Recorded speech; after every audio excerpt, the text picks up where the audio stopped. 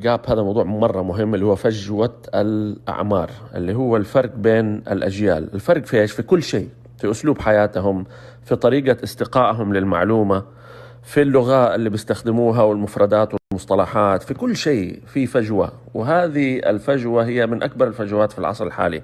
يعني زمان كانت فجوة مرة ضعيفة لأنه التغيير كان مرة قليل بين الأب والولد والحفيد، ولكن اللي صار آخر 15 سنة تغييرات جذرية سوت الفجوة مرة كبيرة بين الأجيال. هذا موضوع مرة مهم، ولازم على الأجيال الكبيرة هي اللي تفهمه طبعا علشان تعرف كيف تتعامل معه. على نفس الموضوع شيء دوب اكتشفته ما عمري انتبهت له، لو الواحد كتب لك شوف ايش يطلع له الإيموجي، اللي هو هي دي النبتة الأربع ورق، التعبير عن الحظ. والله موضوع مشربك طلع. نفس الشيء بالعربي، لو الواحد كتب حظ شوفه. أهلا وسهلا. كل ده من وراء الميم حق التيك توك، إذا كلمة ميم صح على الموضوع ده. نرجع لموضوع الجنريشنز والأجيال. طبعا هذا علم لوحده، بيقسموا الأجيال لأقسام.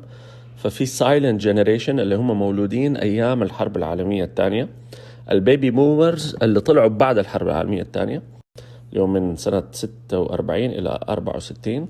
جنريشن إكس اللي هم جيلي، اللي هم من 65 ل 76.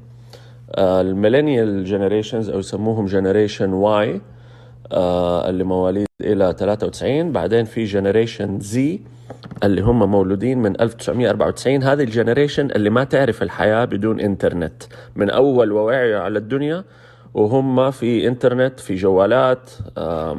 طبعا في بعدهم بس هنا ما هي محدثة، جنريشن ألفا اللي هم مواليد 2010 وطالع.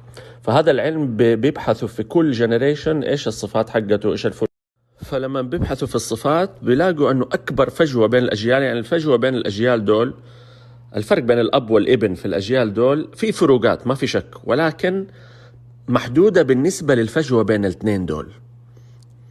ده الجيل ده اللي هو قلنا طلع ما يعرف شيء اسمه حياة بدون نت وبدون جوالات وبدون جوجل مابس وبدون فيسبوك وتويتر، بينما الجنريشن ده لا، عاش قبلها. ففي هيوج ديفرنس في الجنريشن بين الاثنين، بالتالي الصراع هو أكبر صراع بينهم لأنهم ما هم فاهمين بعض.